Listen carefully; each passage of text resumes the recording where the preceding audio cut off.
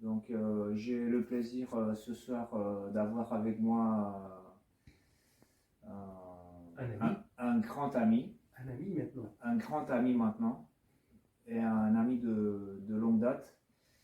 Un ami à qui nous devons la construction de l'école roumaine d'ostéopathie, de l'Institut roumain d'ostéopathie, et sans lequel cette école n'aurait pas pu continuer et se construire d'une façon si belle. Et je ne saurais le remercier. C'est très gentil. Et c'est un grand plaisir et une joie de cœur que de l'avoir à chaque fois à côté de nous. Et ce soir, je voudrais le prier et de nous partager ses impressions de directeur du jury de la première fois qu'en Roumanie, et cela au bout de 10 ans, l'examen de la fin des études ait eu lieu. Donc l'examen clinique et puis la soutenance du mémoire de la fin de la formation. Et donc Thierry Liévois, de lui qu'il s'agit, donc ostéopathe de haut, directeur de ISO Lille, à un moment donné. Il y a au moins 10 ans. Là. Voilà, passionné d'ostéopathie, passionné de l'histoire de l'ostéopathie, auteur de livres d'ostéopathie, auteur notamment d'un très bon livre et créateur de la méthode de thérapie des dysfonctionnements faciaux. De la thérapie des dysfonctionnements faciaux. Et voilà, donc Thierry nous a honoré avec sa présence, aussi bien pour la soutenance des mémoires, et donc tu as été présent là. Alors j'ai beaucoup apprécié, donc d'abord j'étais très ému, parce que de participer à la première fois où on passait des examens en vue de l'obtention d'un diplôme en ostéopathie complètement made in Romania. Oui. Donc, alors même si justement tous les étudiants n'ont pas eu leur examen, on a eu quand même 50% de réussite, ce qui est quand même beau. Et puis, même si on n'a pas les mêmes critères qu'en France, j'avoue que j'ai apprécié quand même les deux premiers diplômés, donc DO, on peut dire, les deux premiers diplômés DO. DO Ostéoré et Made in Romania. Donc c'était quand même exceptionnel pour moi. Ça a été une grande joie. Et puis en même temps, j'ai été très fier en fait de ce que tu as fait quand même, parce qu'il faut quand même le dire. 10 ans de travail, et on a les deux premiers donc roumains qui sont vraiment oui, c'est du Made in Romania, quoi, 100%. Quoi, Formé sur place, par en même temps une équipe roumaine, alors même si et française. Et française, américaine aussi, parce qu'on a aussi un petit peu d'Américains qui viennent de temps en temps. Oui, il y a un Américain qui est de façon honorifique, mais qui vient oui, aussi. Dans l'équipe de l'école. Il y a eu des Italiens. Italiens aussi. Oui, ouais. Des Italiens, des Français. Avec des gens de qualité. Moi, je pense à Christian de France. On a eu Patrick Guillaume aussi, qui est venu. Vladimir Sekel. Donc, c'est tous des directeurs d'école d'ostéopathie française qui ont accepté donc, de venir et de partager leur savoir avec des jeunes roumains.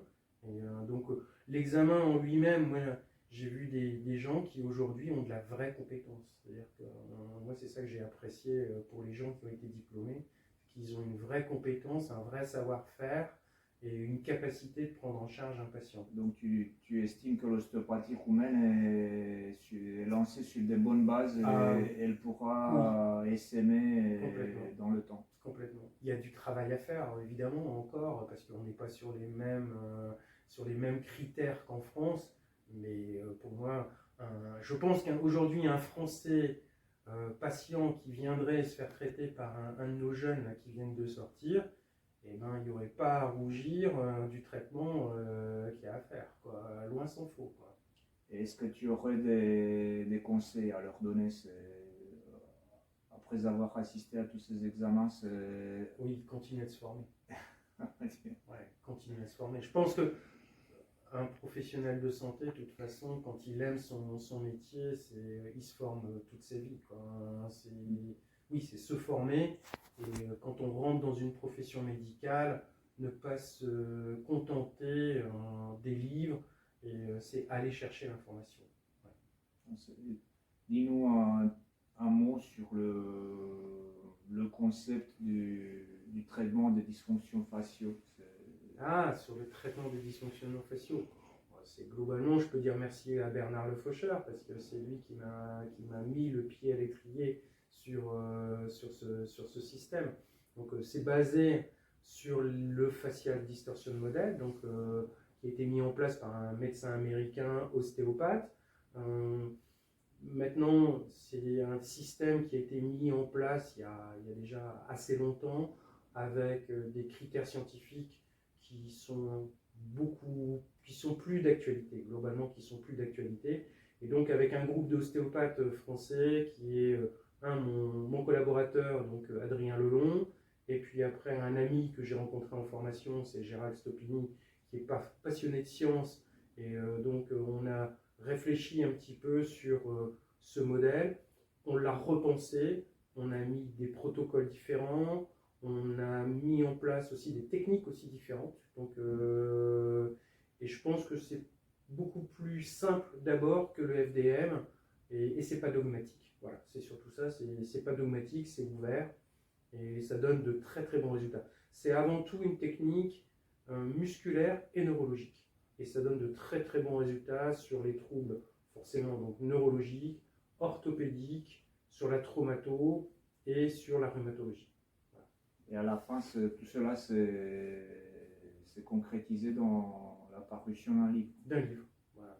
Ouais, on a fait un livre, qui est un livre essentiellement technique. Donc, qui est un livre très travaillé avec énormément de photos. Oui, beaucoup de photos. Oui. On a une belle bibliographie quand même, avec Guimberteau qui a bien accepté, donc le docteur Guimberteau qui a préfacé l'ouvrage. On a beaucoup de références avec ses travaux, bien sûr, mais aussi ceux de Robert Schlepp, qui est vraiment donc quelqu'un qui est très connu dans le monde du fascia. Alors, nous, ce qu'on aimerait bien, c'est de pouvoir faire évoluer le modèle, et mettre des protocoles plutôt cliniques, donc sur, par exemple, qu'est-ce que l'on va faire en face avec une tendinite, avec une épaule gelée. Et là, ça serait intéressant d'avoir un livre comme ça, supplémentaire, qui compléterait un petit peu donc, ce livre technique. Voilà. Qu'on aura dans l'avenir. C'est beaucoup de travail. C'est beaucoup de travail. Faire un livre comme ça nous a pris, on a démarré, je pense, en 2016-2017. Donc on a mis presque 4-5 ans pour pouvoir finaliser le travail. Donc c'est quand même c'est un gros investissement. Et là, comme je travaille sur l'histoire de l'ostéopathie, voilà, j'avoue que là, j'ai pas tellement le temps. Tu t'investis dans beaucoup de recherches, et tu donnes beaucoup de temps et du tien pour écrire l'ostéopathie française. Je vais démarrer avec le premier livre d'un ostéopathe, enfin d'un médecin qui a écrit en 1913 un livre sur l'ostéopathie, et je vais m'arrêter jusqu'en 2001-2003 avec la parution donc des premiers textes de loi reconnaissant donc l'ostéopathie en France. Donc on va balayer un petit peu donc de 1913 à 2001-2003. Ce qui est déjà pas mal. Oui, c'est presque 100 ans. Mais c'est un livre, c'est pas un livre lié au droit, c'est vraiment avec la recherche des textes. Moi, ce qui m'intéresse beaucoup plus, c'est l'humain, c'est les personnes, c'est les écoles, et c'est tous ces gens qui ont apporté leur pierre à l'édifice pour arriver à monter en puissance et à justement mettre en place une ostéopathie qui soit aujourd'hui légiférée grâce au bien-être qu'ont reçu la population française. Est-ce que cette ostéopathie qui a été construite par toutes ces personnes dont tu retrouves maintenant les traces où tu vas brosser le portrait, est-ce que cette ostéopathie-là est en phase avec l'ostéopathie de maintenant? Est-ce que l'ostéopathie qui nous ont léguée est toujours l'ostéopathie qui est enseignée en ce moment dans les collèges? Alors, je crois que c'est difficilement comparable parce que aujourd'hui on a des ostéopathes qui étaient beaucoup plus investis humainement et aujourd'hui on est plus sur une universitarisation un petit peu des systèmes, donc il y a moins d'humains. Par contre, on a plus de science, on balaye un petit peu certaines techniques qui sont un petit peu ésotériques et qui sont pas validées, quoi. Est-ce Voilà, que l'ostéopathie va dans la qualité et dans la...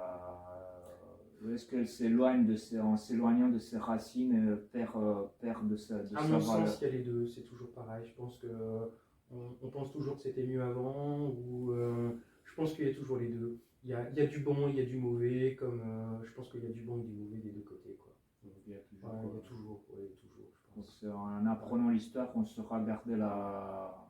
Oui, je pense qu'il y a un moment donné, de toute façon, un professionnel, même si il a des très bonnes connaissances scientifiques, médicales, quand on est au contact du patient, de la souffrance, si on ne sait pas faire, si ça ne correspond pas à ce qu'on en a appris, on va avoir des doutes. Et donc là, soit la personne elle est curieuse et elle va rechercher quelque chose, ou alors elle ne l'est pas et malheureusement, bon, ça ne sera pas forcément un praticien à mon avis de qualité, quoi, parce que pour soigner, il faut aussi des qualités humaines. C'est-à-dire qu'on n'est pas non plus qu'un livre avec des chiffres, avec des connaissances. Il y a de l'humain derrière, quoi. Et ça c'est imparable. Et comment on fait pour mélanger le métal et le hard rock et l'aéromodélisme avec l'ostéopathie? Quand on aime, on ne compte pas. Tout simplement. Comment ça se mélange? Tout simplement, tout se mélange quand on aime. Voilà. En vrai, c'est l'amour qui compte. Donc l'ostéopathie est un métier de l'amour en quelque sorte. Je pense qu'il faut, oui, à mon avis, si tu n'aimes pas ton patient, c'est différent, quoi. Moi, j'aime bien les gens, j'aime pas voir quelqu'un souffrir, quoi. Je pense qu'un praticien n'aime pas voir quelqu'un souffrir. La souffrance d'une personne, c'est une horreur, quoi. C'est vraiment une horreur. Donc c'est cette capacité de pouvoir ressentir, montrer de l'amour, de l'amitié, et sont des qualités nécessaires pour en faire un bon ostéopathe. Un bon praticien de santé, tout simplement. Un bon praticien de santé, c'est quelqu'un qui doit aimer ses patients. Ouais.